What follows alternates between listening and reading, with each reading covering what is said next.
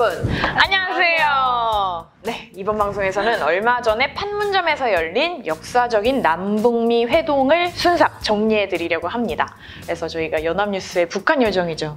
북한 요정. 네, 정빈 요정입니다. 네, 조금 요정이 커요. 네, 정빈나 기자 오셨습니다.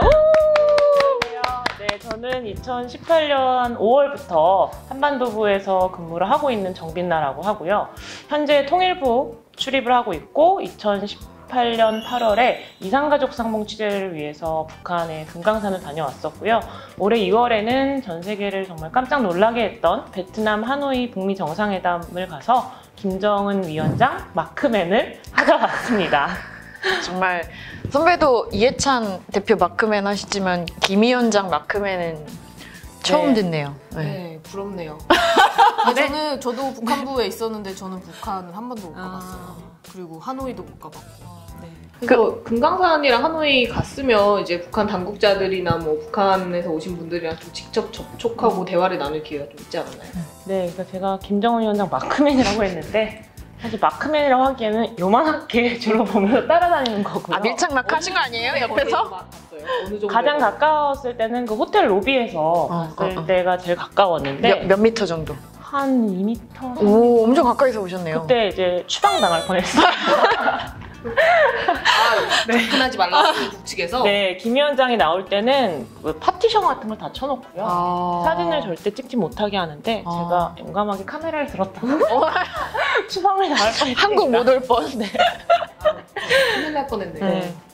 그리고 다른 재밌는 얘기들은 없었어요. 그러니까. 네, 이게 주로 이제 김정은 위원장보다는 그 북한 수행단들과 그 뭐 경호원들 뭐 이런 사람들이랑 주로 더 접촉할 기회가 많아서 제가 8박 9일 동안 김정은 위원장이 묵었던 멜리아 호텔에서 이제 멜리아 지방령이라고 사람들이 얘기를 했는데요. 이제 그때 처음에 이제 사실 그 아마 시청자라고 하나요? 네, 저희 시청자분들, 구독자분들도 이제 북한 사람이 앞에 있으면 어떤 느낌일까 이런 생각을 보통 하잖아요. 저도 그랬거든요. 근데 아닌가요?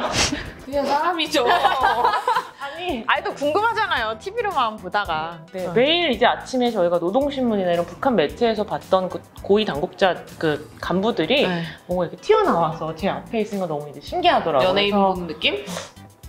네. 연예인은 연예인인데 막 뭐라고 해야 되나? 아무튼 그래서요. 네, 그래가지고 가서 말을 걸려고 이제 말을 잘 걸어도 대답을 안 하거든요. 그래서 어제까지 여기 하노이에 비가 엄청 내렸는데 오늘 국무위원장 고전적인 날씨 이야기. 국무위원장 동지가 도착하시니까 갑자기 날씨가 겠다. 그랬더니 약간, 이걸 되게 네, 위험방 잡아가시면 됩니다. 네. 여러분 간첩 신고는 111입니다. 약간 그런 아이스 브레이킹. 그들이 좋아하는 얘기를 그쵸. 화들짝 놀라면서 남조선 어디 기자요? 뭐 이러더라고요. 먹혔어. 근데 이제 사람과 사람과의 접촉인지라 8박 9일 동안 하니까 나중에는 막 저희가 예를 들어서 취재가 다 끝나고 밥 먹고 들어오니까 저희한테 나는 밥도 못 먹고 일하는데 부럽구만 뭐 이러기도 하고요. 한반도인의 사회적 말하기 뭘 사오라는 뜻이잖아요. 네.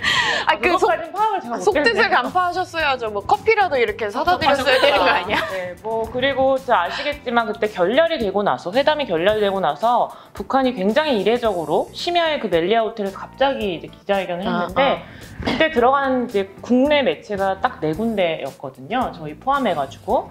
그때 이제 저희가 막 노트북을 들고 밖에서 있다가 어디에 있었죠? 근처에 이제 식당에 있었습니다. 예리하시네요. 늦은 저녁 식사를 밤 11시에 늦은 저녁 식사를 하고 있었는데 그런 이제 그 호텔에서 기자회견을 한다는 소문이 돌아가지고 확인된 것도 아니고요. 네, 그래서 막 모두 다 캐리어 들고 뛰셨다고? 네, 그랬습니다. 마침 숙소를 이제 짐을 옮기는 또 날이어가지고 그랬는데 저희가 이제 그때 당시에 보안 요원들이 매체와 소속 국적을 일일이 확인해서 일부는 못 들어오게 했었어요. 근데 그때 제가 다급해서 남조선? 연합뉴스라고 하면 안 되고 연합뉴스라고 꼭 해야 됩니다. 그랬더니 그 북한 그 경호원이 남조선 선생, 연합뉴스 선생 빨리 이쪽으로 오라고 저희를 막 그래서 그게 약간 정의된 거죠. 그래서 연합뉴스 대표 북한 요정으로서 굉장히 다양한 북한 기사 쓰고 있어요. 날씨부터 시작해가지고 네. 뭐 북한 주민들 생활상에 대해서 쓰기도 하고 북미 뭐 남북 관계에 대해서도 당연히 기사를 쓰는데 지난 토요일에 이제 휴일이었는데 네, 그렇죠. 트럼프 대통령, 미국 대통령의 트위터가 아침 일찍 나왔단 말이에요. 그때 이후에 또 갑자기 정 기자가 엄청 바빠졌을 것 같은데 좀 그때 상황이 어땠습니까? 네, 그게 토요일 29일 오전 7시 51분쯤이었는데요. 우리 시간으로.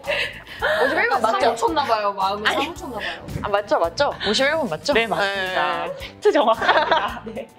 그때 이제 오랜만에 제가 지인 결혼식을 위해서 이제 평소에 안 입던 옷을 꺼내서 드라이까지 한 옷을 꺼내가지고 화장을 잔뜩 하고 이제 결혼식에 간 와중에 그게 딱 기사가 떠서 김정은 위원장을 만나서 say hello, 잠시 만나 say hello 하고 싶다 뭐 이런 트위터를 Hello. 올렸습니다. 예.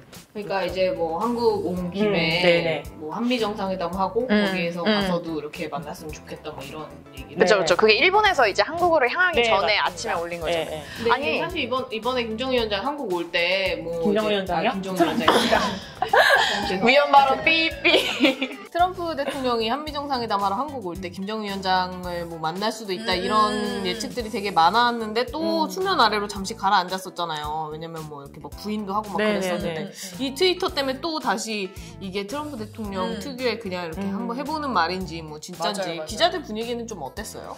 근데 사실 아시겠지만 트럼프 대통령이 워낙에 이제 파워 트위터리안이잖아요. 맞아요. 그래서 이제 기사화는 됐지만 사실 이 성사가 된다면 이 외교적으로도 사실 프로토콜을 모두 이제 무시하고 성사되는 파격. 네, 정말 파격 이벤트이기 때문에 처음에 사실 기자들도 이게 되겠어? 그리고 사실 그때 당시 청와대나 이제 우리 정부 당국에서도 뭐 원론적인 입장이죠.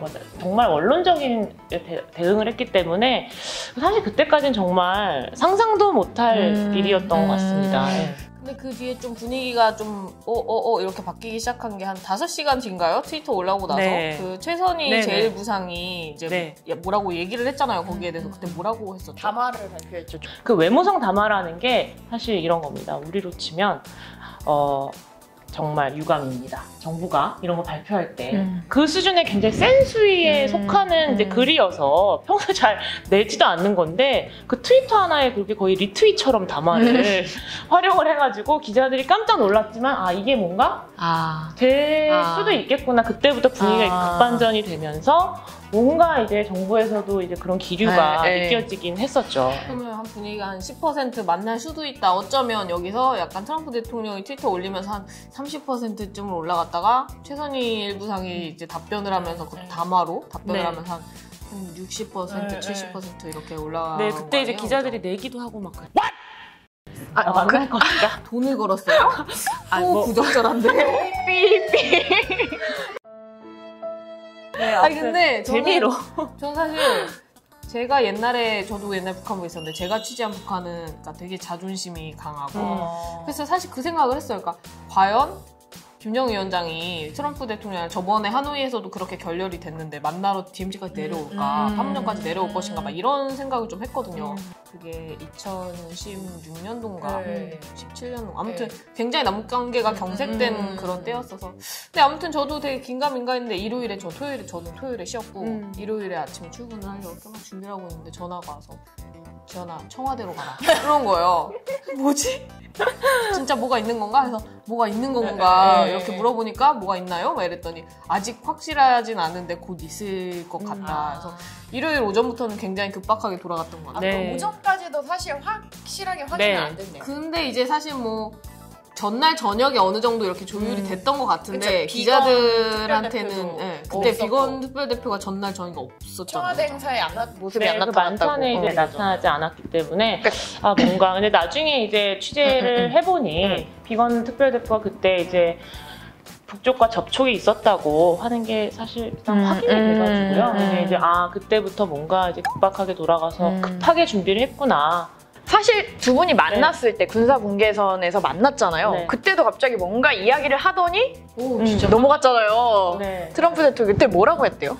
네, 한국말로 해도 되죠? 아니, 뭐 영어로 하시고 싶으면 하세요. 네. 영어로 듣고 싶기도 하네요. 트럼프 네. 대통령처럼 해주시면 안 돼요? 아직 트럼프 성대모사는 제가 정복하지 못해가지고 네 아무튼 그래서 이 트럼프 대통령이 그때 자유의 집에서 다 만나고 나서 우리 기자들과 외신을 상대로 기자회견을 했는데 그때 이제 그 분사봉에서 선에서 내가 김 위원장에게 물었다. 내가 넘어가도 되겠느냐. 그랬더니 트럼프 대통령의 물론 김 위원장은 한국말로 답변을 했겠죠. 옆에서 통역이 하고.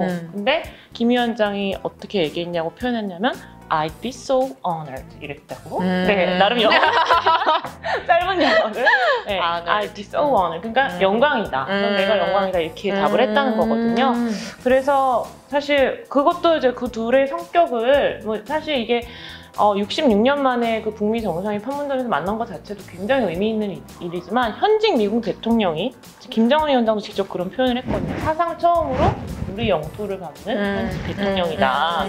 예, 현직 미국 대통령이다. 그러니까 사실 그 둘의 성격이 이걸 만들어낸 측면이 있지 않나. 어쨌든 이번 역사적인 회담에 대해서 여권에서는 뭐 당연히 엄청난 의미 부여를 하고 있어요. 뭐 세계사적인 뭐 큰 발걸음을 내딛었고 앞으로 북미 관계가 잘 될지 초석을 놨다 뭐 이런 식으로 평가를 하는데 이제 뭐 자유한국당이라든지 뭐 야권에서는 좀 우리 정부가 조연에 불과했다 이런 식으로 좀 실망감을 드러내기도 하거든요. 사실상의 회담 만나서 막 53분인가요? 53분 동안 얘기를 한 건 트럼프 대통령은 김정은 위원장인데 문재인 대통령은 뭐 대기를 했고 근데 뭐 여권에서는 촉진자 역할이 굉장히 중요했다 뭐 중재자 역할을 뭐 이런 식으로 평가가 뭐 여러 개가 나오더라고요. 근데 이제 북한에서는 이걸 어떻게 평가를 하고 있나요?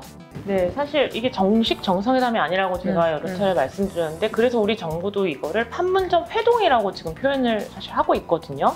근데 북한 매체들은 다음날 이제 조선중앙통신을 시작으로 조선중앙TV 그리고 주민들이 다 보는 TV와 노동신문에서도 이거를 굉장히 절제된 것 같지만 대대적으로 또 사진 이런 걸 실어서 보도를 했거든요. 근데 거기 평가를 보면 역사적인 상봉이었다.